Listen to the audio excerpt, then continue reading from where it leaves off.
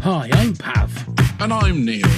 And welcome to the Top 10 of Anything podcast. Let's start the countdown. 10, 9, 8, 7, 6, 5, 4, 3, 2, 1. One dictionary definition I found of a femme fatale stated it's a woman who is considered beautiful and sexually attractive, but likely to bring trouble or danger to those attracted to her.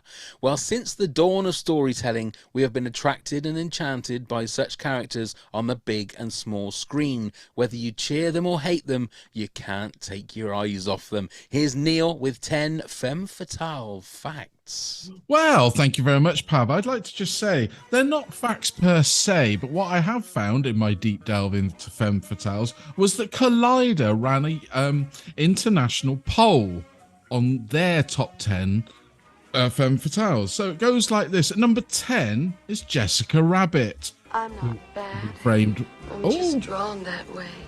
Perfect timing. Yes, voiced by Kathleen Turner there. At number 9 was Gilda Munson. Look at my face. It's the last thing you'll see before you die. Which I was hoping you'd have a clip of, from Gilda, played by Rita Hayworth. At number 8 is Judy Barton from Vertigo. My boyfriend put his head through a wall. Then I smashed his skull with an 8-pound ashtray. Played by Kim Novak. Just to say, these aren't the names you're saying. These clips aren't those people. That very first one was just a piece of luck.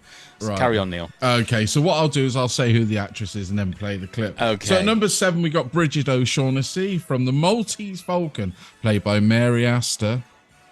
What kind of sycophant are you? At number 6 is Norma Desmond from Sunset Boulevard, played by Gloria Swanson. I am Catwoman. Hear me roar. Number 5 is Kitty Collins from The Killers, played by Ava Gardner. Tell me, does chat like this work with most women? At number 4 is Kathy Moffat from Out of the Past, played by Jane Greer. Your coupon. We gotta have it. At number 3 we got Catherine Trammell, Basic Instinct, Sharon Stone. Exactly what did you have in mind, Mr. Corelli? At number 2 is Phyllis Dietrichson from Double Indemnity, played by Barbara Stanwyck. You're the first man in 5 years who didn't tell me I look like Veronica Lake inside of a minute. And number 1 is Amy Dunn from Gone Girl, played by Rosamund Pike. Well, there you go. There you go. I mean, really, maybe the best thing we could have done with that one is you told us that, and I could have had every clip perfectly done. But there you go. But didn't know that. I mean, I'm just interested to see whether we got any crossovers from their top 10. I'm sure we probably have. We might have a couple. Ladies and gentlemen, we're doing Femme Fatales, and the only person I could believe that could join us for that is Jay. So hello, Jay. Welcome back. Hello, guys. So happy Hello. to be here. The first person I thought of when we said Femme Fatales was Jay. It had to be. Oh, why was that? I wonder, although I'm a bit of a femme fatale, let me tell you that. Yeah, exactly. Exactly. So, how hard did you find putting your Femme Fatale top 10 together? Oh my God, it's so hard because I love all the bad girls in movies. Like, I really don't like, like the goody two shoes. So for me to just put on one after one, I had to put like two notable mentions underneath because I wanted to put like 10 more, but then 10 was okay. I tried being among my babies. Yeah. What about you, Neil? I actually found this very hard because I thought I'm going to write a list without looking up femme fatales and see what I thought.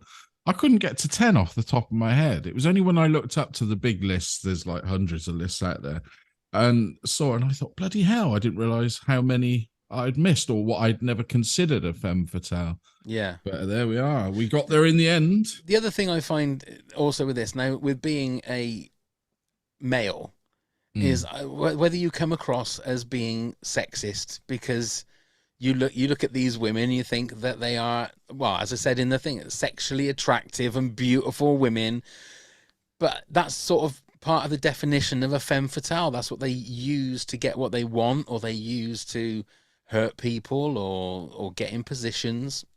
I don't mean it like that. I mean into like powerful positions. Where's your bell? Oh yeah, sorry, I should ding that one, shouldn't I? So it is quite hard sort of thing, because the one thing you could say probably about everybody in my top 10 is you go, they're very attractive, but you don't want to just, does it? I mean, I don't know. Am I looking at it too hard in that way that it's, am I looking at it in the wrong way that way, Jay? I don't know. I think the thing that scares people about femme fatales in general, yes, their attractiveness, of course, maybe it's also their sexual power. You know, like they use their sexual, we all have sexuality one way or another, but using it to yield what we want from others. Now that's kind of scary, because when you're in a position and someone used it on you, and then you analyze the situation like, shit, what?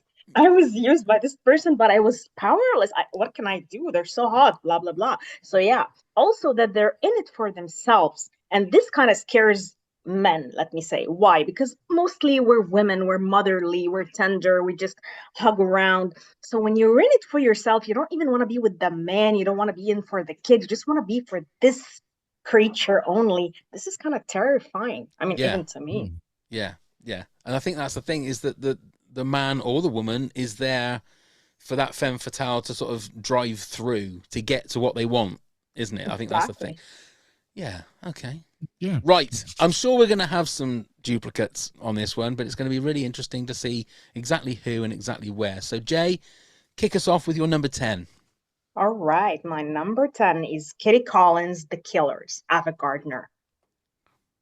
Okay. Great choice. It's not on my list, but it was on the Collider's all-time list of femme fatales. I have tons of film noir femme fatales, but I love Ava Gardner because I think she has this mystique about her that makes you feel she is just so confident and badass and not trying to play the victim in any way. Like, she's there in your face, very elegant, very powerful, very scary, you know, like an ice queen of sorts. So for me, these women kind of scare me in a way. Like, you vibe with your sexuality in the world and you have different forms, but the form of the ice queen, the woman who's like entering, you know, like tall and capable and very stoic, you feel like, oh my goodness, okay, I don't know what to do with her. So for me, she was spectacular in The Killers, very elegant. She kind of like used the poor Burt Lancaster character, wrapped him around her finger. So for me, it was, I don't know, I loved her for that. She was, and again, the point that you made, she uses her in a certain aspect, because of obviously when the film was made, her sexuality to induce these people to tie them round, like you said, tie them around her finger. But also reading books about the sort of the golden days of Hollywood, and you read about Ava Gardner. She was really sort of private and sort of mysterious anyway herself. Very. Back then. So it sort of adds to the mystique of it all, doesn't it? To me. Definitely. I think that's an era of movies that I don't know a lot about. As much as I think I'm a movie fan, it's crazy the amount of those classic movies, like especially the black and white, say 40s and 30s and probably 50s as well. Yeah. That I feel like there's a lot of movies there that would probably go straight into my top 20 movies of all time that I've never ever watched. And the one thing I have noticed, there's a couple of films I did watch, and then I realised that there was clips in those movies that were in the Steve Martin movie Dead Men Don't Wear Plaid. Right, that's where I've recognised those movies from. Because I think, oh my God, that's where that clip comes from. But there are so many movies. I'm sure that there could be a top 20 of movies that I should watch that I've never watched, and the majority of them would be black and white. I would suggest, off the top of my head, I can't think of the name of the book, but finding a couple of these books about that time of Hollywood and these idols, and read about it, because that inspired me to watch a lot that I just thought, is it going to be as good as they say? But once I read the book, exactly your situation, you go in a deep dive and start watching them all, you'll find some absolute blinders, pal. Yeah, okay. A great start there. Go on, Neil, your number 10. So my number 10 is Lara Croft. That's my number 10. Oh, really? And I put from the movies and the games, because obviously without the games, she wouldn't have been one. It was nice and refreshing to have a heroine, in the lead role, and, sort of be female dominant and driving. But she is a femme fatale in the games and in the book. The way she dresses, the way she interacts with the other males. She uses her sexuality, as a want for a word, to get her own way. You know, her flirtatiousness and everything. Although she's not out there to go and kill these and set these people up, she's there to get the goal at the end, you know, whatever piece of treasure it is or whatever she has to find. And I do think, this is going to be controversial, that Alicia Vikander was a better Tomb Raider than Angelina Jolie. Oh la la, I love Alicia, so I can't Really? argue with you. See, I would have gone Angelina Jolie personally. I think because I thought she looked more like Lara Croft to me. Right. Angelina looked stunning and was fantastic in the role. The second film was a bit dubious, but the first film I think is a lot of fun and there's a lot of entertainment to be had. But she was a bit too over sexualized for Lara Croft for me, Angelina. Yeah, but I think she is the perfect example of somebody that doesn't necessarily use her sexuality, but uses her power, not in a superhero way, to get what it is she needs, to get where she wants to go. And she uses the people around her, and especially probably uses her sexuality to get what she needs to get where she needs to go, if that makes sense. Yeah. And she does play a femme fatale brilliantly in other movies, doesn't she? She sort of been there before. Oh, Angelina. Angelina for me is like a femme fatale manifestation in real life, but a good one. You know, like she's taking care, going out to the world, using her power to help others and stuff like that. I really respect her for that. But she is the manifestation of, you know, like the woman who's scary. Like she was so scary. Like she was a very scary sexual, unlike, let's say, Scarlett Johansson or something like that. Like she's the otherness of the woman, if you think of the noir term. Well, she's got a touch of the old school Hollywood, hasn't she, about her? To me, I think she has, in her looks and the way she conducts and presents herself. I think she certainly has. She has that pout, doesn't she? She has that pout, like she could suck an egg out of a chicken. You know, she just has that pout that. I mean, that's not a very sexy kind of thought. I was going to say, there's a new Tinder profile for you. I've just made one of the most beautiful women that people are going to go, ugh, when they think about it. I didn't mean to do that. Sorry, Angelina. I'm really sorry. So that was my number 10 as well. So, Jay, you're number 9. Okay, Oren Shi from Kill Bill, you know, played by Lucy Liu. I know she's not using her sexuality, but she's so hungry for power. And she is in it for herself. And she has a great backdrop, a great story. And she's just, I don't know, she's just cold-blooded and ruthless, and she's had all her trauma. Like you could tell she healed her trauma as a child, because I really connected to her story told in comics, manga fashion, using it to put on, you know, like bloodthirsty quests into the world. And this is why I liked her, because I felt like she was so powerful and she was just there, you know, like she could make a point by cutting off a head. So for me, I'm like, yeah, you go, sister.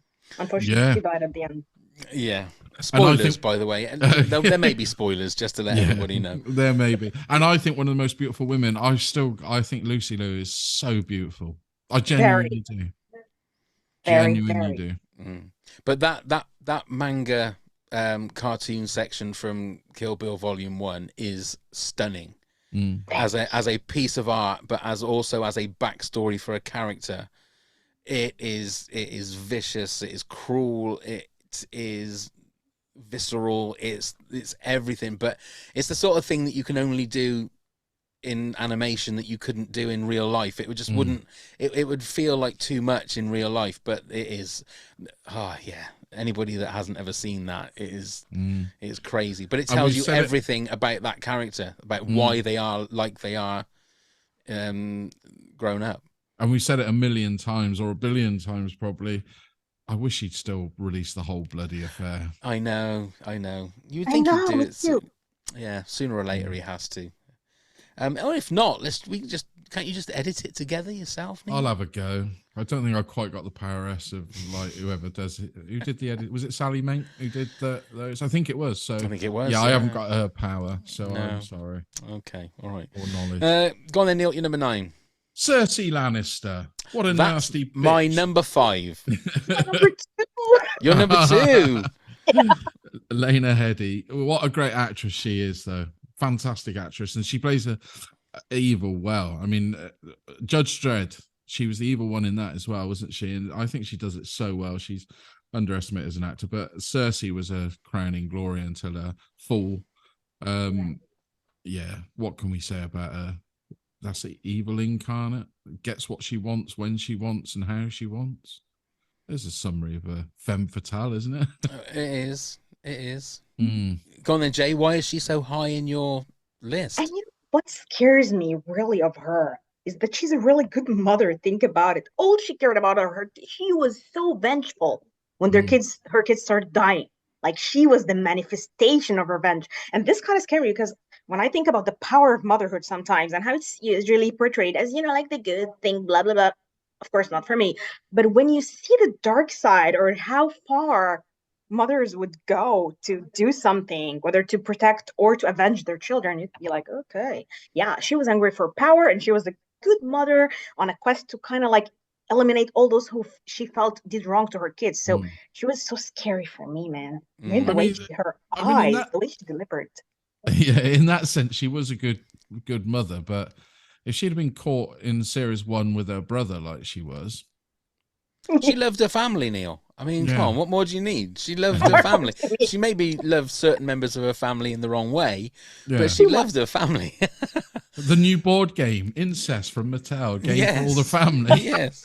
But Jay is right. It's like if you boiled everything down, diluted everything, she is looking after her family, and if anybody does anything wrong I suppose the difference is as a parent, again, I would do anything to protect my family. But when you're in medieval times where there are no real laws and, people get hacked to pieces for no particular reason, your protection of your family takes a different life to what it is like living now, as I would be, with laws and police and people telling you can't go around lobbing people's heads off or poisoning people or whatever it is. It's a different kind Keeping of them land. in your cellar. Yes, I mean, exactly. You can't do that. Exactly, no. Just Don't tell everybody about my cellar, Jay, please. Oh no, I've only just got out. Jay, Yeah. get him out of the cellar now. Yeah, I hadn't broken my leg at all. Pav had me in his cellar for It was 3 like months. Misery. I was there and I just smashed his ankles in. He nobbled me. Yeah. You all right? The Yankee Doodle. Anyway, that's all I heard. I was going to say maybe her parenthood could be questionable because of the fact that she raised such a horrible child. I mean, Joffrey was no angel, was he? No. And he was only young. Could that have been, is that not stemmed from motherhood? The way that she mothered him? But it's, I know, but in my own twist, like the way you see some mothers sometimes, and I've seen some deranged ones, let me tell you, you see them into their kids. Like Jeffrey is her, like he's been kind of like sucking her energy, her own quest. She had so much high hopes for him, and she wanted him to be this ruthless asshole who we were all so happy to see him die. But this was her dream, and she was raising it like a good mother does, and this is what is scary. It's kind of like mommy dearest medieval style. So yeah. I like that. And I think you're right, because people aren't born racist or homophobic. They learn that, don't they? So I think Jay's absolutely right. I mean Joffrey wouldn't have been born a dick, would he? He was brought up to be power hungry and to treat people like that. And the whole family around him were the same, weren't they? Exactly. Apart from obviously. Well, yeah. I mean, I get your point. I understand it. I mean, I was playing devil's advocate, so forgive me. That's fine. That's fine. So mine, your number 9 was my number 5 and Jay's number 2. My number 9 is Natasha Romanoff, Black Widow. Very nearly went in my list. Very nearly? Very nearly. Very nearly. I mean, she's a spy, so again, she has to use her whatever tools she has to get what she needs, but her main aim is to get information. So she will use what she has, the skills that she has, probably the body that she has, to get that information. That is her goal at the end. So whatever, and it doesn't really matter what is in front of her, whether she has to kill it or whether she has to do other things to it. Yeah. I was going to be really Whatever's crude in her then, but I power. thought, no, Jay's here. We're not going to be crude. Come on. Yes. Kill it, or she has to fuck it. She doesn't know what she has to do. Maybe both. Maybe both at the same time. Who knows? But obviously, with her, as with most femme fatales, I'm sure there is, as she says, she's got red in her ledger. So there's things that she's done that she's not proud of, things that she's done that would probably make a lot of other people, and that's where the evil. There has to be a slice of evil. I think there has to be a slice of evil in a femme fatale, even if it's for good, which is obviously what Natasha Romanoff ended up doing. She sort of came on the good side, if you like. Yeah. Have you seen the film Red Sparrow? I haven't, no, because that's Jennifer Lawrence, isn't it? Yeah, which I'm not saying it's a very good film. It's not, but it really is like the training of Black Widow. Oh, right, okay. Yeah, but a more ramped up version. Obviously, it's a bit more graphic than what Marvel would do. Yeah. And it's not a great movie at all by any stretch of the imagination. It's quite dull.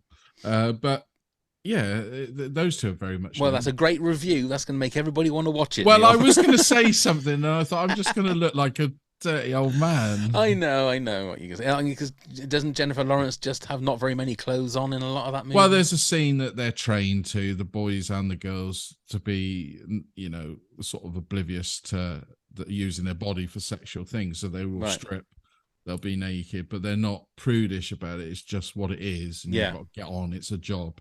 So, you know, like she's made to have sex with a guy in front of the whole class. Right. I mean, I missed that lesson, but Where were those lessons when we were growing up? Yeah. That's it, Neil. They told you it was a Friday when actually it was a Thursday. That was the thing. That's what it was. Okay, so that was my number 9. So, Jay, your number 8, please. Okay, Marla Grayson, I Care a Lot, played by Rosamund Pike. I was flipping between, you know, to go to the Gone Girl tour or go to I Care a Lot tour, but I really liked I Care a Lot. And I thought it was a more interesting thing because you see a woman being really cruel to old people. And I'm just it felt so protective because I've had a lot of my, you know, like grandparents and old people in my family. And I kept imagining her having one of them become one of her victims. And it was just so scary. But at the same time, I was just in for like, what a badass. She has no weak point. What? I mean, even I know she had a girlfriend and stuff like that, but still, it wasn't even a weak spot for her. It was like, I don't know. It was like, yeah, she didn't have to go out and seek men and get bothered with relationships and stuff and maybe get her heart broken. So she kind of like was in this relationship, you know what I mean? Like, and she was kind of like defying all her male victims, you know, like telling them, "Is bothering you because I'm a woman?" She was so meta for me.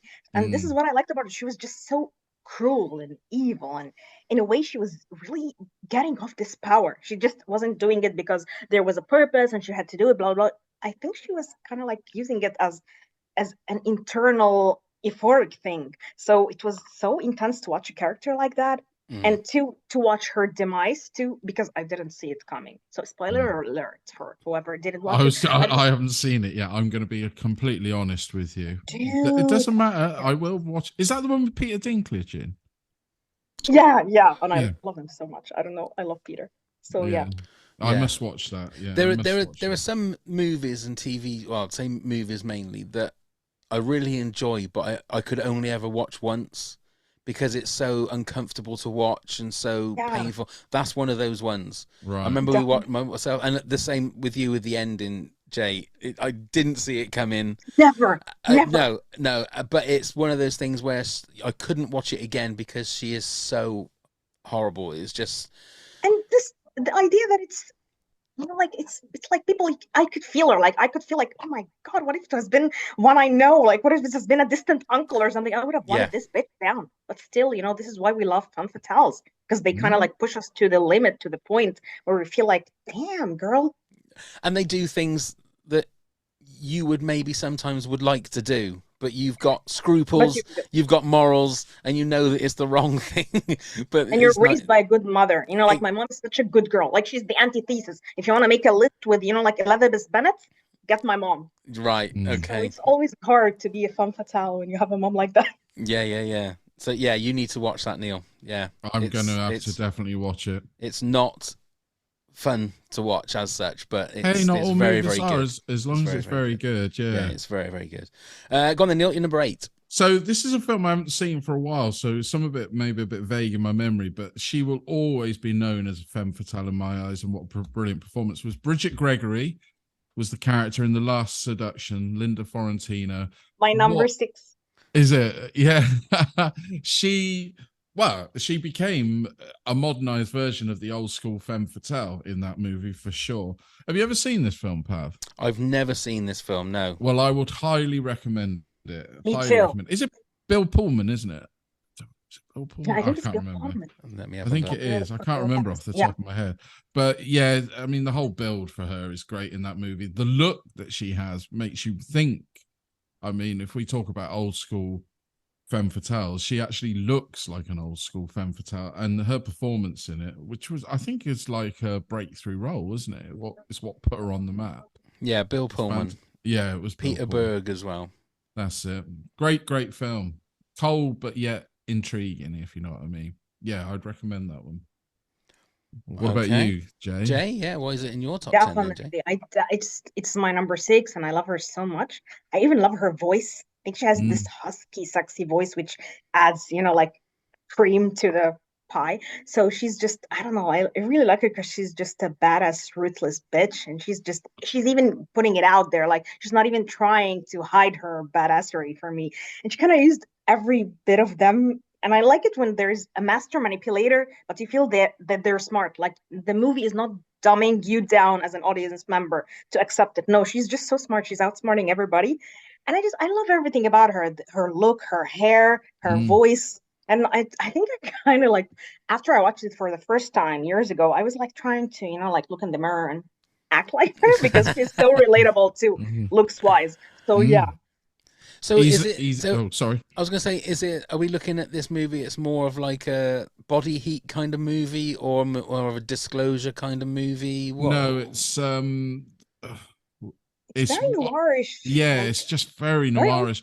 Like I was going to say, like Jay said, it's basically she knows what she wants and she's going to get it, but she isn't going to hide the way she's going to get it. It's her rules or no rules. Oh right, okay. Yeah, it's clever. It is very clever, and it is an old school. And it's enjoyable too, let me tell you. Okay, more homework, isn't it? Yeah. So another one to add to the list. Okay. Okay, my number 8 is, I don't know, it may be higher on your guys' lists, but it is Catherine Trammell from Basic Instinct. Mine's number 6. That's your number 6. Yeah. Oh, you're number 4. There we go. We got another one. I mean, look, as movie moments go, the crossing and uncrossing of the legs is as iconic as you can get in movie history. I think if you ever see, what's it called? When they put, was it when they put clips together? Montage. A montage. That's it. If there's a montage of like Hollywood, there's always that moment or the moment just after, probably. I mean, it changed cinema. I mean, I've rewatched this recently, and obviously it was graphic at the time, and it doesn't really feel that graphic now. But I actually think it stands up as a really good film noir. It's like Michael Douglas is actually really good in it. I mean, it was overtaken, unfortunately so, because of the shock value of the crossing of the leg scene, which, let's be honest, in today's standard would probably turn up in a Disney movie. But yeah, well, maybe not that bit, Neil. Well, I'm sure I've seen Mrs. Duck uncross her legs a couple of times. Okay, all right, go on. But do you know what I mean? It's tame in today's standards. I mean, it really is. But it's a great film noir. The story is fantastic. Did she? Didn't she? You know, it was and the thing is, it started the whole that kind of movie. Body of Evidence with Madonna was another one. Then Disclosure. There was Michael Douglas that sort of made a career out of those kind of movies. Well, erotic thrillers, weren't they? They were called in the day. That's it. Yeah. And then there would be loads of like straight to video then, wouldn't it? You know, with those kind of just banal, something attraction or Fatal Notice or those kind. You know what I mean? It would have all those kind of names. Fatal Door Knocker. Yeah, those kind of things. But they always had the obligatory couple of sex scenes in there, some kind of murder, and a femme fatale. So I mean, really Sharon Stone, and that kicked off Sharon Stone's like becoming a big megastar, time, didn't it? wasn't it? You know, Yeah, 'cause she certainly was. I mean, she was a sort of star before that, wasn't she? Because She was in Police Academy 4. She She was in that Total Recall. Yeah, King Solomon's Mines with Richard Oh, Chambers. she was. My God, yeah. I forgot And she about was that. in Action Jackson. Action Jackson. No, there's a blast. That was Carl Weathers, wasn't it? It was. Goodness me. What a shit film that was. I haven't seen it. But, yeah, don't bother with that one. No, don't worry about that one. Don't worry about that But one. yeah, So- Sharon Stone, though, was a great actress. A really good actress. Yeah. Quick and the Dead. Still up there. Great as one of movie. my favourite westerns. Yeah. Well, I can't wait till we do our top 10 westerns, because that would be in there. So again, Jay, why is Catherine Trammell so high in your list? I really love the way she doesn't even blink, like, because I was studying sociopathies because I think I was in a relationship with one and I didn't know it at the time. So I started watching videos online, like how to detect a sociopath. And then they were like, they don't blink. So I started watching actors who get it versus those who don't get it. And the way she manipulates her eyes, the way she stares at him, I'm like, what? And the way that from the beginning, you could tell this is a bitch. Move on, man. Leave her neck, okay? But he's still drawn to her, and this is why I think sexuality is such an interesting thing to discuss in movies, because people are bad, they're bad for you, and you're going blindly after them, and then you're kind of like crying if there's anything left of you with the damages. So Nick is like, from the start, man, hello. If I was like his mother or his friend, I would be like, she's so bad for you, bitch.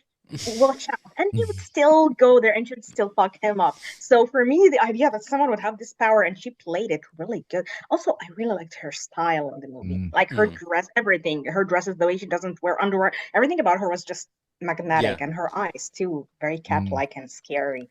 So, You can tell, because that scene, any normal person, if they're in a room with detectives, would be shitting themselves, very nervous. She knows she has the power over all of these men, just because of who she is and how she holds herself, and the fact that then she can get them sweating just by crossing and uncrossing her legs.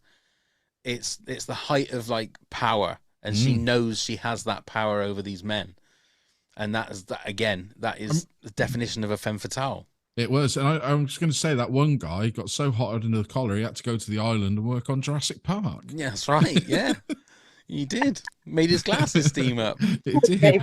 It did. Okay, so that was my number 8. So, Jay, your number 7, please. Okay, Catherine Murtry. I hope I'm saying her name correctly. Cruel Intentions. Sarah Michelle Gellar. Yeah.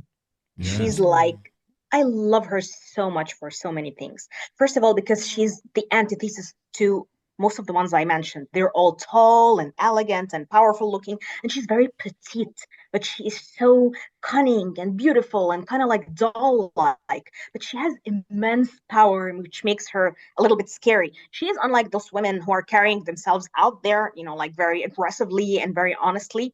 She's having 2 lives, double lives, one where she's the good church girl and one where she's the manipulative one, using all these people, including her family members, her friends, a whole school, probably the whole church, and she's just using them like they're pieces in a chessboard.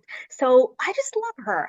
Also, I kind of like identified with her more than the Jamie girl who was Reese Witherspoon, because I just hate dull girls who win. Like, yeah, of course her brother would go to Jamie, who's like so good and nice and innocent looking. I hate those characters on Italia. I can't stand them. So it made me love Catherine even more. Like, yeah, down with this bitch. But of course, like the Catherines meet their demise at the end. Yeah, she was evil, but still, I didn't want the Jamies to win.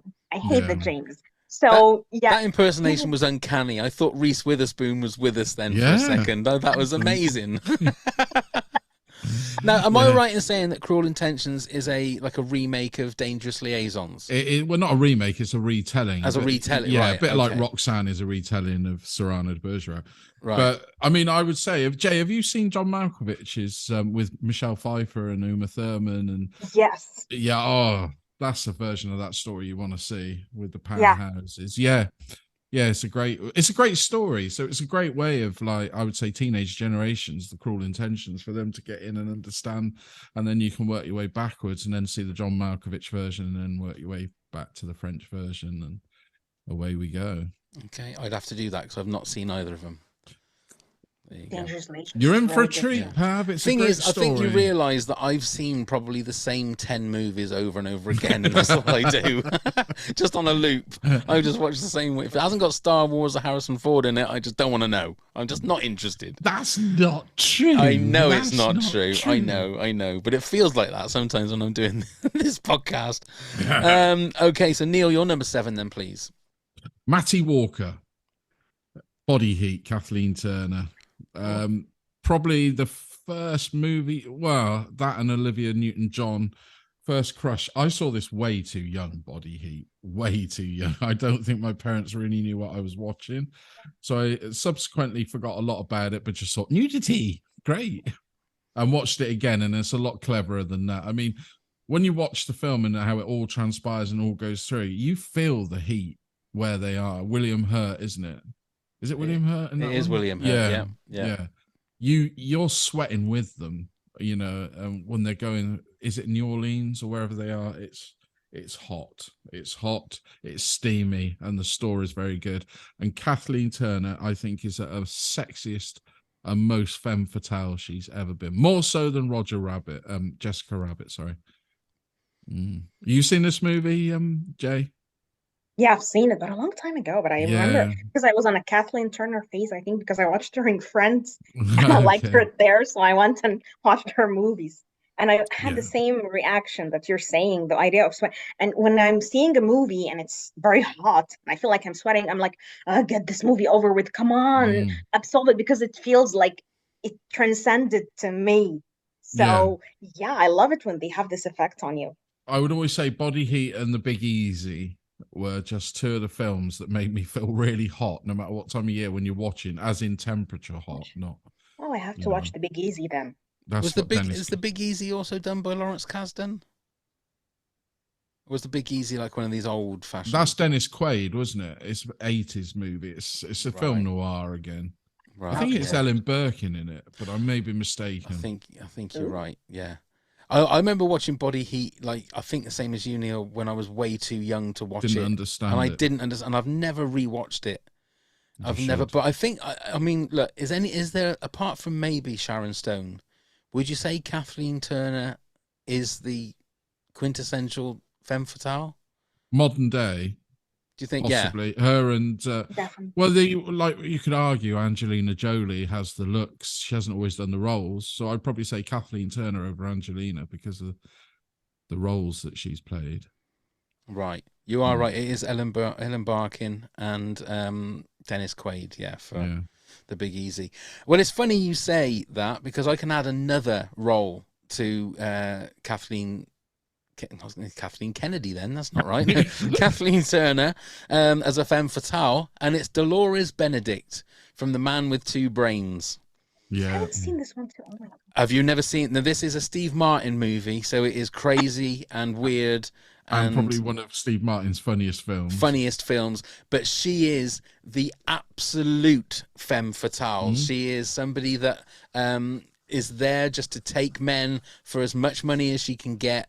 And she uses her sexuality to the absolute heights, to the point that Steve Martin has a window-shattering erection, is all I can say about it.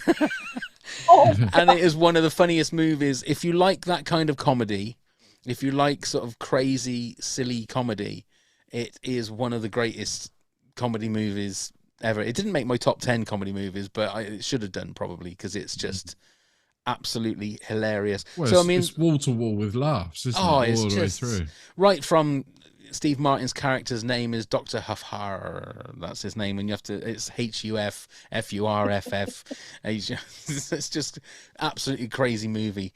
But to be fair, although she's only my number 7.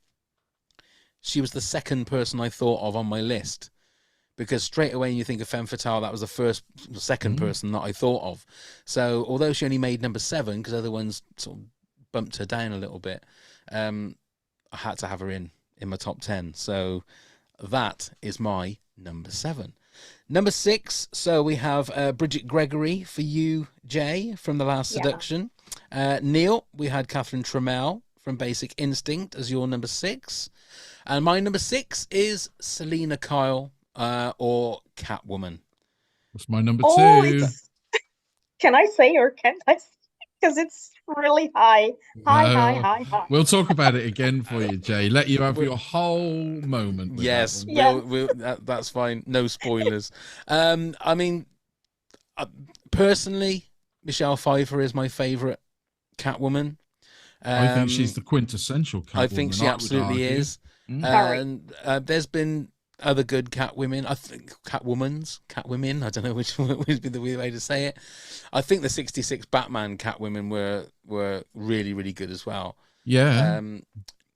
But I genuinely think that she is, again, although I think she discovers being a femme fatale. I don't think she's a femme fatale when she's Selena Kyle. Say, I'm taking the Michelle Pfeiffer storyline, if you like. Yeah. She's very timid. Yeah, she's very timid. It isn't until she starts getting licked by a lot of cats that she turns into the person that she... Well, she falls, doesn't she? She's resurrected by the cat, isn't she? Yeah. And then she gets what she wants, and she doesn't care how she gets it. And that's where she gets the attitude, and she becomes that femme fatale at that moment. She isn't at the start of the movie. Iconic is the word again. You would, and the costume that she wears, genuinely, I think is a fantastic costume. It is so good. Yeah, of course it's tight PVC and everything, but that's not the reason why. I think it's a really but I do think maybe that's the reason. No, what is the reason? I think it genuinely is a great costume. The way that she makes it herself in the shot when you see it, you know, she's using those whatever they are for her finger, the claws off the needle, right? You know, she's sewn it all together, thimbles, and I just think it's such a great thing. And also, I think Michelle Pfeiffer should have won an Oscar for her role in that. I think her performance in that, me too. I just think it's an outstanding performance. Absolutely. You know, she goes from this timid thing that you couldn't even say boo to, to this kick-ass, conniving femme fatale. I think it's just so good. The scene where she uses the whip and whips the heads off the she mannequins, did it real, didn't she? I will put it in the Patreon video playlist because they show you, like, behind the camera her actually when they actually film that scene, and she does it for real. It isn't special effects. She pops them off with 3 whips of the crack. No, cracks of the whip. Whips of the crack. 3 whips of the crack. Is that what you were doing before you came on? Oh my lord! That says a lot more about me than it does about Michelle Pfeiffer. 3 whips of the crack. And can we give our local area a shout out? Why? Because the penguins in Batman Returns were from Bourton-on-the-Water's Birdland. No. True story, and it's still advertised to this day. I didn't if you know go that. in there. Yep, they came from Bourton-on-the-Water. Well, there you go. There you go. You learn something new every day on this podcast. Entertaining and educational. That's what we are. Remember, I'm going to need to put the podcast on a different subject on Apple Podcasts now. We should be on educational. That's what we should. Okay, we're halfway through, so it's time for this. Pop quiz, hot shot. Yes, it's pop quiz, hot shot. So I have some femme fatale questions. Jay, it's first 1 to 3. If you get the question wrong, it will go over to Neil, and then Neil can get it right. Now, Jay, do you want to go first, or do you want to go second? Second or third. I always get them wrong. Come on. I'm terrible. Well, don't worry, I haven't won yet, Jay. Neil hasn't got. So Neil's going to go first. And, I mean, it depends. We've got first 1 to 3, or until I run out of questions, basically. So, Neil, your first question. Yep. What year did Kim Basinger, I don't know how you pronounce it, win Best Supporting Actress Oscar for LA Confidential? 1997. Is not right. Oh, is it 90? Oh, shit. Shush. Jay? 1998. Is correct. 1-0 to Jay. I said when the film was released. Well, Neil, then, you and your big mouth. The next year. Come on. Jay, your first question. In which Marvel movie was Black Widow introduced? I haven't watched a single Marvel movie. Oh dear. Oh God. Have a Not guess. single one. Have a Jay, guess. if I whisper this to No, you. Neil, we do it not properly. Oh, I feel guilty now. Have a What do guess. they have? What are their names? What are they called? I don't even know Superman versus Batman for the love of life. Oh, bless her heart. No, that's not right. Okay, so over to Neil. Iron Man 2. Is Yeah, correct. definitely. It's Iron Man 2. Over to you then, Neil. Who starred alongside Michael Douglas as the Femme Fatale in Disclosure? Demi Moore. Is correct. 2-1. Okay, Jay, you need this one. What year was Basic Instinct released? 1984. Is not right. Neil, for the win. 1992. Well done, Neil. You've got sorry. a win. I'm sorry, Jay. You've I got wanted a to say win. 1991. Are you guys serious? I'm happy I got one right. There you go. You did get one right. Well done. Well done. Okay. I'm the zero trivia person you need on your team. Like, I always forget shit, and I make shit out all the time. So you don't need me on your team. We'll remember that. We'll remember that for the future. Next time you're on, I'll send you the questions and answers beforehand, so you know. Okay, and we'll pretend, and then Neil won't understand why you've got every question right. Okay, we'll do it that way. You'll always be on my team, Jay. You'll always be on my team. There you go. Okay, then Jay, you're number 5, then please. Okay, Suzanne Stone, To Die For, Nicole Kidman. Oh, yeah. Because she is so what you wouldn't expect. She is first of all, she's very naive for Femme Fatale. She has these dumb ideas on fame and how she would get up in the world, but at the same time, she's such a good manipulator. I feel bad for the guy in her movie, Matt Dillon, played by Matt Dillon, because seriously, he was a good guy. He was just, like a slump. Like he didn't have ambition. He didn't have her ambition, which to me wasn't also realistic. It was only dependent on her going off and charming all the guys. You know what I mean? Like this is what she did. Besides, I think the way she handled teenagers, and she even used them for her own benefit, including poor Joaquin Phoenix, was just so good. Although, too, I felt bad for these kids who fell under her charm. So, and actually, Nicole Kidman played her really good. She was just so subtle. Her baby voice, like Marilyn Monroe's voice, everything about her was just good. You could tell this woman was born, in my opinion, to lose. She would have lost along the way, although she had all the metrics of a good femme fatale. But she didn't get it. Like, she didn't have the mentality for it. So to watch this character on screen, it was just so good. Yeah. Okay. It's I been take a you've seen this, Neil, have you?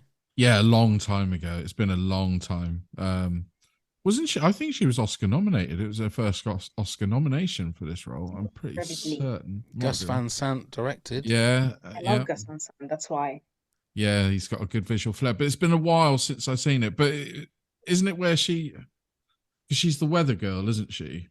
She is the weather girl, yeah. Yeah, that's right. And she's just determined to work her way up wherever she needs to go to get where she wants to be. Yeah. And she has zero talent, and it's zero. Even for me, she wasn't even one of the most intelligent ones. Like, I have a lot of intelligent ones here, but still, she was very, like, you could tell she could eliminate people from her way. Like, even she played with the wrong guy. Even her husband had, like, powerful family members and stuff like that. So for me, it was like she was born to lose, but it was interesting, amusing to see that. Yeah, yeah. I must watch that again because I'm with you, Jay. Gus Van Sant is a great film director. And Jurassic Park man was in it as well. Wayne Knight. Wayne Knight from haunting us. He's in all these movies. Maybe I need to start going on a Wayne Knight trip and see all these movies. He just loved to work with a femme fatale. Yeah, he obviously likes them, doesn't he? Fair play. Okay. So Neil, you're number 5. So it's more of an action femme fatale, this one. It's Imperator Furiosa. from Mad Max Fury Road. I think this is what we wanted from a strong female lead. Now, I'm a huge fan of this movie, and I know it divides people straight down the middle. It seems to be a Marmite movie. You either hate it or you love it. I love it. I think it's a work of genius and one of the best action films that's been released in the last decade. So, and I think Charlize Theron is just so good in her role. She's powerful. She knows what she wants. She's basically the hero of the whole movie, even though we called it Mad Max. And we so long for a standalone movie, I think. Well, there is one being made, isn't there? Well, they say, but it's been talked about for the last 10 years. But it's Anna Taylor-Joy playing her. Oh, is it? Oh. Yeah, it's a prequel. Oh. Yeah. Is it George Miller? I don't think it is. No. Then I'm lost. That's lost me It now. had to be him. Yeah, because he had the vision. Yes, exactly, Jay. You want to see George Miller's Oh vision no, of the yeah, map. it is. George Miller is directing. Sorry, Oh, well, yeah. then I may So I'm give it gonna a shot. watch it. Yeah, I'm gonna give it a try. Anya Taylor-Joy and Chris Hemsworth. Yeah, I'm sad that Charlize Theron's not in it because she did a film on Netflix, which was a Netflix movie where it was a group of action people. She was the leader of that. She was very good at that as well. Yeah, I can't Atomic remember. Blonde. She was good in. As Yeah, well. She does action really well. She does, and she's such a good actress, Oscar-winning actress, isn't she? If you see her in The Devil's Advocate, this role could have been sappy and stupid. She elevated it.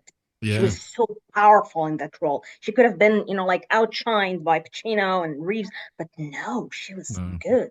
Very good. Yeah, I agree. And see her in a guest role in Arrested Development as well. She's fantastic in that. Is she good in She's that? Is she? very, very funny. If you Love ever get a Arrested chance to see that, Development. she is so good. Okay, my number 5 was Cersei Lannister. Jay, you had Catherine Trammell from Basic Instinct as your number 4. So back to you, Neil, with your number 4. So it's Rachel. That's it. That's all Who's I would Rachel? say. No, it's Rachel from Blade Runner, Sean Young. I think that's just the whole. I mean, I know she's a replicant and everything, but she's still spoilers. I mean, it is said in the movie, isn't it? But yeah.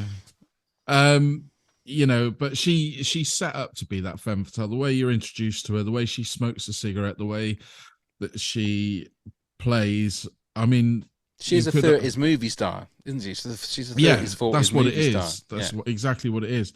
But also that she seems to be getting a mind of her own to be able to move away from the corporation. I just think it's a very strong role. And it's we talk about it and we say the word a lot, but it is an iconic picture of her dressed as she is as a femme fatale. Very much like Ava Gardner, like you said earlier, and maybe Angelina Jolie now. She had the looks back then, although she had a very troubled history after that. But yeah, I think she was fantastic in that role as that femme fatale. And she was a femme fatale. Yeah. Did you ever watch Blade Runner 2049? Who, me? 2049? Yeah. Yeah. What do you I've think seen of it that? a few times. I love it. Yeah. I love it. I think it grows on me the more I watch it. Jay, you a Blade Runner fan? I love the old one. I don't like the new one, to be honest. Yeah, the old one for me is a classic. And I'm not a sci-fi fan, but to me it's smooth. It's very atmospheric. You cannot escape it. The soundtrack by Vangelis. Oh my God, are you serious? I keep listening to it on replay. It's so good. And It's a great scenes between soundtrack. them. Some great characters, costumes, everything about this movie is magical to me. Way ahead of its time. Way Oh ahead of God, its Joe. time. Do you like the sequel, Pav? I do like the sequel. I don't think it's in the same class as the original. Well, that's almost impossible, isn't it? But I do like it. Yeah. I did like the way that, again, going on to Harrison Ford, but the way that he sort of he enjoyed revisiting some of his roles, going back to Indy, going back to Han Solo, going back to Rick Deckard as well, and it does it fills the character out a little bit. What I don't like is when they bring these characters back and then they kill them, like Han Solo. Spoilers if anyone hasn't seen Force Awakens, because then I remember watching Force Awakens the first time and then going back and watching A New Hope. and feeling sad for Han Solo, because there he is, all young and swashbuckling, and I think, oh my God, your son is going to kill you.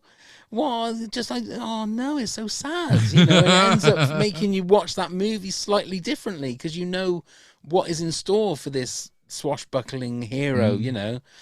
So, you know, it's a bit of a double-edged sword when they bring these old characters back. But I think the second Blade Runner is, you know, I think it's beautifully directed. You know, we talk about Ridley Scott, but I think Denis Villeneuve, whatever you want to say, I think is probably one of the best directors around today. I will say that without a doubt. I don't think I've seen a bad movie of his. No, he did some really great movies. I agree. Yeah. And his Dune, I think, is just beautiful. I've watched that about 4 times now. And I can't wait for the second one, because it has Austin Butler too. So yeah, there you go. Another cherry on top. Absolutely. Yeah, okay, we love Dune, we love you, Denis, but hello, also bring in Austin Butler, even better. Baby. Yeah, and I've seen Elvis since we last spoke, Jay, and what a movie, and what a performance. What a performance from Austin Butler. Unbelievable. Yes. Okay, my number 4 is probably the sexiest woman ever drawn, I feel. It is Jessica Rabbit. I had to have Jessica Rabbit on there. So again, I've got 2 Kathleen Turner performances in my top 10. I mean, it's a great movie. I think I'm so glad they made that movie in the time that they did, because it would have all been just 100% CGI if they'd have done it now. I think the fact that Bob Hoskins did a lot of the stuff, you know, the way that they did it, just the Spielberg and the Zemeckis way of doing it, is very much of its time. But I mean, she is a 30s, 40s femme fatale. That's what she's based on. But again, she's not bad. She was just drawn that way, and I love that line. It's such a great line. It's great script, isn't it? It's a great script. It's a great movie, and it's How many times have you paused that film? How many times have I paused that film? Oh, You know because the isn't there a Basic Instinct moment in that movie? Apparently so. I've never tried it. I mean, I've seen the Empire and other film magazines try and show you, but it's when there's the car crash, isn't it? And she's flung and her legs are open. Oh, is that right? I'll try and find that and put that on the Patreon video playlist. Yeah. I mean, I believe that they've taken it out, haven't they? Have they? Modern cuts of it. But if you right. Oh, I'm sure YouTube, somebody would have put a of course they will have. Definitely. Yeah, that's good then. Okay. Jay, you're number 3 then, please. Okay, so it's kind of I think an unusual pick. It's Lady Van Tassel from the 1999 Sleepy Hollow. I think it's Tim Burton directed, played by Miranda Richardson. But this character, I love this movie so much because I loved old school Tim Burton so much. So for me, the idea of this woman manipulating this monster and unleashing it on a whole town, you know, and haunting the town and being this very, very powerful witch. Yes, meeting her and, of course, kind of like tasting her own poison. But at the same time, the way she manipulated the whole scene and people were just second guessing each other and just kind of like doubt, it's a very Agatha Christie like situation when you're doubting your neighbor, you're doubting yourself, blah blah blah, and she's turning each one against each other, and she's the badass mind manipulator behind it. I really liked her. I really liked the way she was so evil, you know, and so vengeful against everybody. So yeah, and also I think she was the whole mood of the movie even elevated her against, you know, like the Sleepy Hollow, who was played by Christopher Walken. Yeah, it was the Headless Horseman, wasn't it? Yeah. I think that's one of my favorite Tim Burton movies, Sleepy Hollow. It's good fun, isn't it? It's great fun. Great cast, but it's just so much fun as a movie. And I got a soft spot for Miranda Richardson because she was Queen Elizabeth in Blackadder 2. So I always liked Miranda Richardson. But great in movies like The Crying Game and The one with Jeremy Irons, Damage, whatever it's called, Damage. Okay. I haven't seen it. I have to watch it. Yeah, she's such a good actress, though. Yeah, she very good. Very good. She is great. That is a good one. I didn't even think about that one, to be perfectly honest. No, that slipped my mind. Well done. Go on then, Neil. You're number 3. So it's Nikita from La Femme Nikita and Poulard, sort of the original of these movies. I mean, they remade it with Bridget Fonda called The Assassin, was it, or Assassin, which was a very poor version of it, but it did have Harvey Keitel in it. It's the start of Luc Besson when he was at his greatest, when he did action sublimely. I mean, this is the French spoken one. It introduces you to Leon, the cleaner, in this movie. I mean, it's where that universe all started. And Parallad, I'm just going to call her Anne, if you don't mind. She's absolutely brilliant. And she obviously went on from there to do more and more stuff and more English spoken stuff. But all of it is just, to me, when Luc Besson was brilliant. I'm not saying he's not good now. He's just a bit of a hack. No, I didn't say that. But his early stuff, from Subway, from Christophe Lambert, right through to, let's say, Joan of Arc, which has its moments. He was untouchable and probably one of the greatest directors around. And this movie in particular, if you haven't seen it, I would say go and see it, because this is where all these assassin movies started. This is the start, to me, of all these American onslaught of all these sort of films, you know, where it goes through, including Leon, which is obviously a masterpiece itself. But this is up there with Leon if you've never seen it. Have you seen this one, Pav? I haven't, but if you're saying it's up there with Leon... Yeah, oh God, yeah. Because Leon is one of my favourite films. I honestly, one thing, as soon as you said Leon, I thought, how was that not in my top 10 movies of all time that we did for Christmas? Because that is one of my favourite movies of all time. And I forgot about it myself. Yeah, it does. It's such a great movie, but you know, like we said, it was a top 10 of that time. You're right. Top 10 movie, you know, thing easily. But have you ever seen this one, Jay? Have you seen? No, I haven't seen La Femme Nikita. I have to. Oh, it's so good. I mean, I'm not saying it's better or it's getting up there with the quality of Leon. You'll see it when you watch it. Okay. But you meet Leon in the film. This is where you're introduced to him in this movie. As the actual, not just the actor, but the actual character of Leon. It's the same actor, same character, but they call him the cleaner. They don't call him anything else but the cleaner. Okay. And he's basically the role that Harvey Keitel played in the remake. Right. But not that Harvey Keitel did a bad job. It's just the remake is shit. It's not a good movie. Yeah. Okay. My number 3, I'm delving back into TV. And she started off in the series as a bit of a femme fatale. She's softened around the edges a little bit now. This is Rebecca Welton from Ted Lasso. So okay. Now, she started off because her goal was to ruin the football club, or the soccer club, wherever you are in the world. And then she fell in love with Ted Lasso. She fell in love with the people. She fell in love with the biscuits.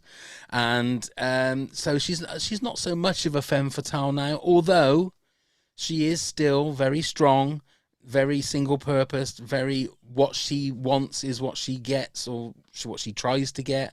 You know, she has her weak moments. She has her weaknesses, which I think all femme fatales have as well. Yeah. And she's also gorgeous as well. I mean, what more do you want? She's sort of like the full package. And bloody hell, she can sing. Well, she can sing as well. Again, the full package. She has the full package. Yeah. So for me, the femme fatale bit, I think, comes in the first few episodes of season 1, where she has that evil streak. She's there for one reason, and it's to ruin her ex-husband's baby, which is this football club. Then she mellows, because that's what Ted Lasso does to people. He mellows people, makes them fall in love with him and his way of thinking. So but yeah, I think just as a strong person, she is somebody that can be looked on as somebody that you would want to be, I think. Now, I don't know, Jay, are you a fan of Ted Lasso? Have you ever seen it? Very. I love it. Yeah. I love that you picked her as a femme fatale. Like, for me, some of the characters picked are like, okay, I love these people. I don't see them as femme fatale. For me, femme fatale is like ruthless, you know, like on steroids. You know, she's out there to kill everybody, at least, you know, like for her own agenda, for her own moral code. But Yeah. for me, some of the pigs are just interesting because they're like, wow, I consider them heroes and good people, actually. So But that's I like, mean, you're absolutely right, because she is that now. But when she Yeah. started, the only Yeah. reason that she took over that football club and was chairman and owner of it was because she wanted to destroy it. And that was her sole aim. The only reason she was there, the only reason she chose an American coach to come and coach this football team was because she knew that it would mean that they would get relegated, it would ruin the club would go under, and it was no reason of love, it was just total destruction. That was her main aim. So that was the reason that I thought of her as a femme fatale, because it doesn't matter who's in front of her, she is going to plow through them to destroy this thing that her ex-husband loved.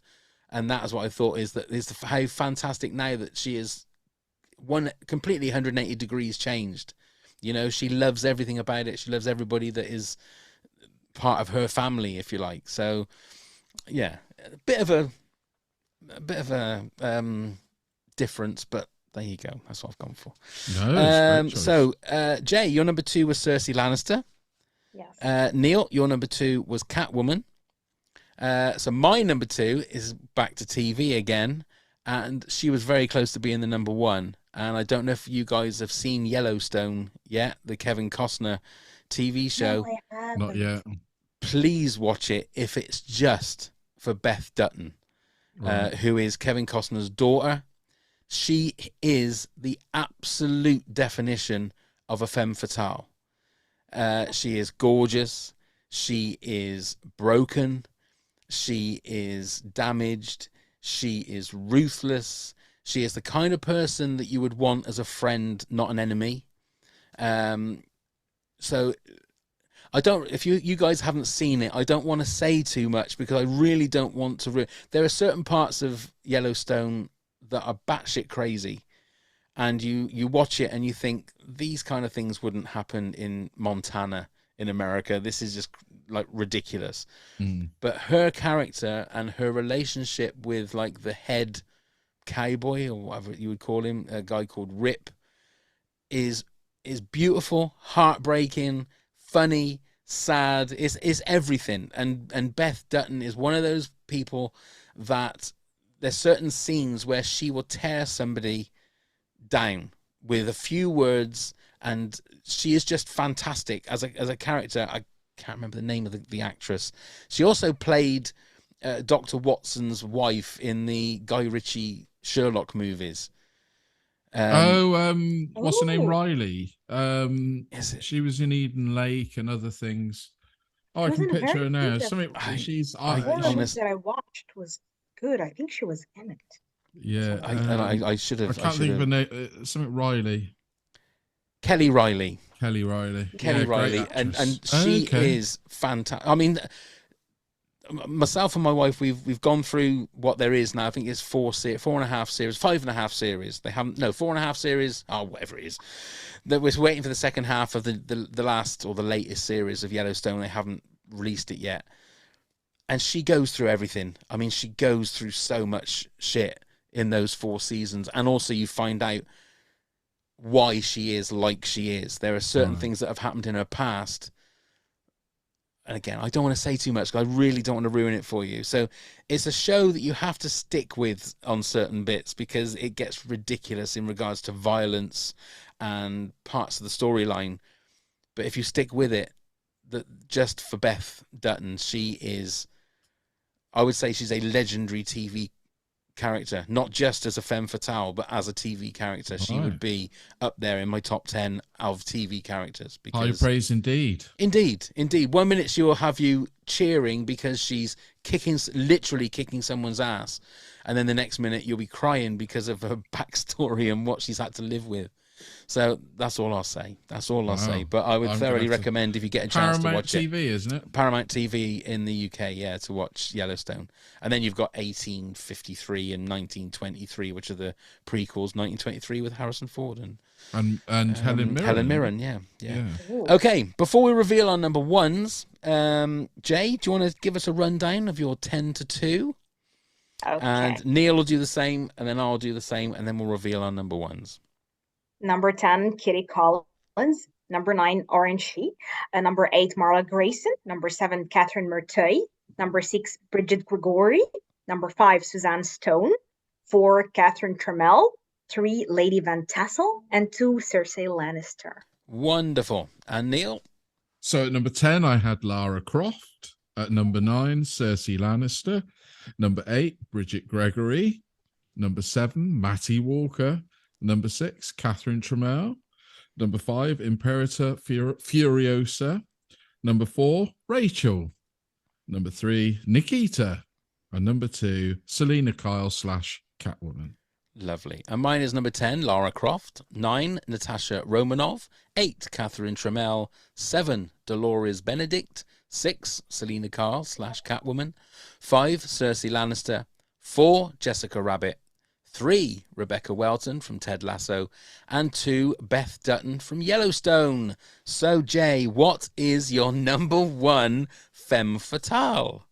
I mean, hello. It's Selena Kyle / Catwoman. And I've been dying to talk about her without anybody else. Go. She's mine. She's mine. Okay, the first time I saw this version, of course, for me, the only Catwoman will be Michelle Pfeiffer. Even if there were good depictions, other versions, sorry. Michelle Pfeiffer.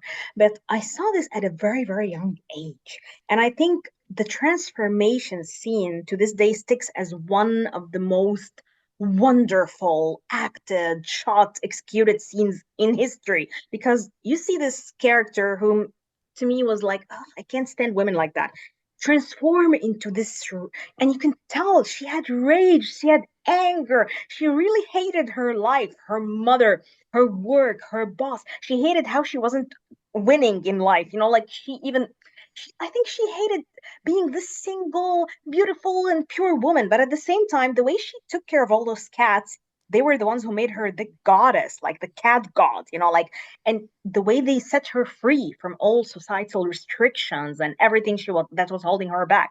The way she played and had fun with that role, with her body, the way she sewed the beautiful cat suit, and the way she just went and even, I really like that she wasn't even, you could tell she was bored. Like you could tell in the scene, she's like, meow, like she's even bored. Like, I'm Catwoman, hear me roar. She's just so bored. She's in there for the game. She's like a cat, like one time she's really satisfied with you, and at the other time she'd just scratch you and move away. So to depict it with all its intricacies, I really just love it. Even the scene where she was, I think, kissing Batman, and then she kind of like scratched him and like, I can't live with myself. I love this so much. Like, hello, you're just so iconic. I can tell you're not even there for the love or for the hookup with him. So I don't know. She was, for me, like the top, and everyone else comes underneath. Yeah. Well put. I think very well put. Yeah, I mean, you can tell. I mean, she's in all of our top 10s, I think. Yeah, you had it number 2. I had number 6. So easily the most iconic one out of all the ones I think we've chosen so far. So very well said. Very well said. Go on then, Neil. You're number 1. So to sum it all up, we've spoken about the movie already in this top 10. Well, I haven't, but Jay did. But I'm going to go for The Bride, Kill Bill 1 and 2. That's my number 1. That's my number 1. Yeah. Well, to me, I mean, probably in the same vein as Pav. Huge Tarantino fans, huge fans of the Kill Bill franchise. We've already said how much we love it when you brought up Lucy Liu in it. I don't know what to say. I mean, her whole story arc in it is fantastic. If you've never seen it, where have you been? What have you been doing? Yeah. Yeah, and you root for her. She gets what she wants, and she'll get it any way that she wants it. And Uma Thurman, I think, is fantastic. And what an action star she turned out to be in that movie, didn't she? Didn't she look good in that jumpsuit, the Game of Death jumpsuit? Oh yes. Yeah, that was good. Not in a just yes. That was more of a Game of Death thing there, because I'm a big Bruce Lee fan, Jay. I love Bruce Lee movies. Yes. So it's just had everything, isn't it? So as we say, we've got the Eastern masterpiece number 1, and we got the slow rambling Western as number 2. And yeah, you sort of mixed matched in the first one. In the second one, you find out more about her story, the way she trains to get the revenge that she wants. That bizarre, but it always freaks me out, is the burying scene when she gets buried alive. Yeah. It's one of the most uncomfortable that I've seen, although the most uncomfortable I've seen is on a TV program on Netflix. It made me feel really horrible when I watched it. I don't know why.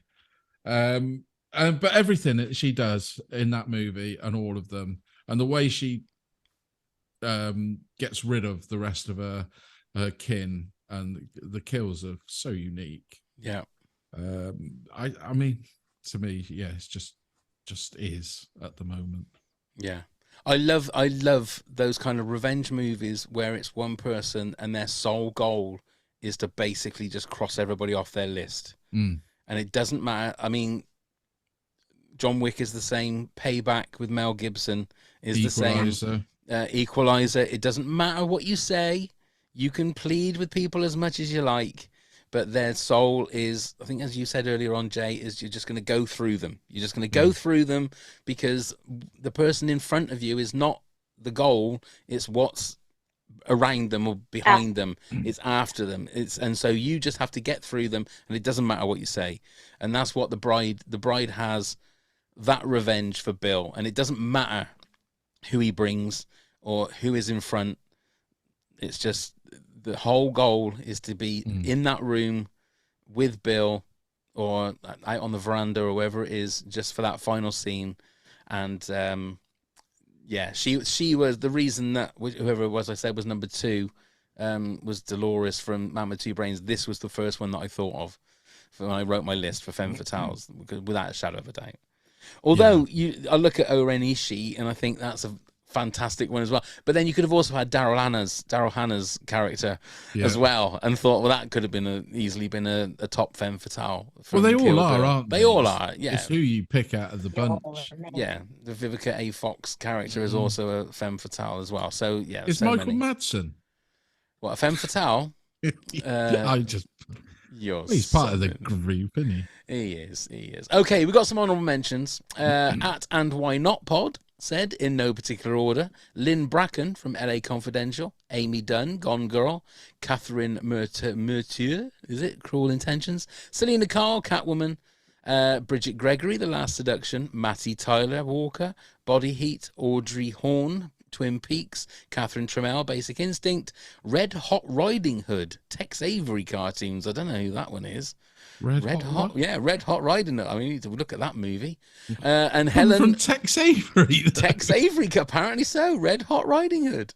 And Helen from Sea of Love.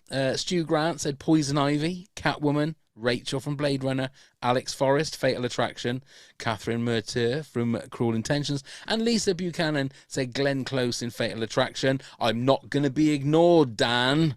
Remember that line there. So thank you very much, everybody, for that. Yeah, thank you. And that was a great choice, Fatal Attraction. I never even thought about that. Although I don't think of her as a femme fatale. I just think of her as a psychopath. She's a mad bitch. Yeah, she's fucking crazy.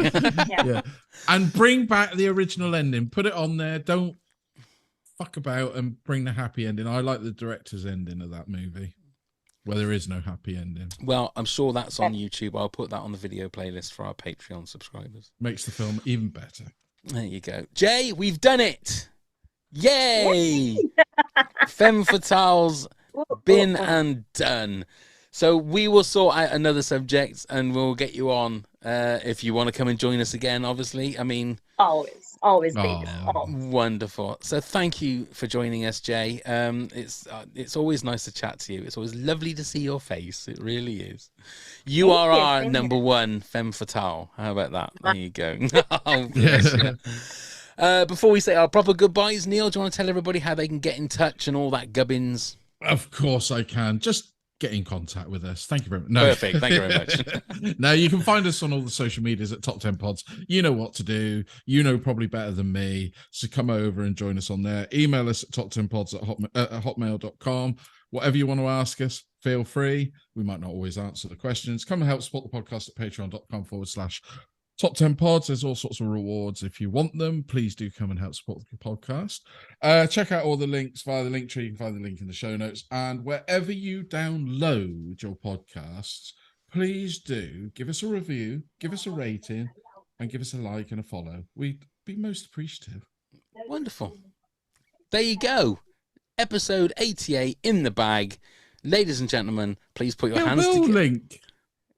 The crazy 88s. There you go. See? There you go. It's all this. Hey, we don't throw this shit together, and it just hope it sticks. This is all carefully planned. Thank you very much again, Jay. Thank you so much for joining us. It's been loads of fun. Thank you very much, Neil. Thank you very much, Pav. Thank you very much, Jay. It's been an honour to meet you, and thank you very much for joining us. It's been wonderful. Thank you guys so much. I love it. Excellent. You have a lovely day. Thank you very much, everybody, for sitting down, watching, listening, and we'll see you again next time. Let's go start the countdown. 10, 9.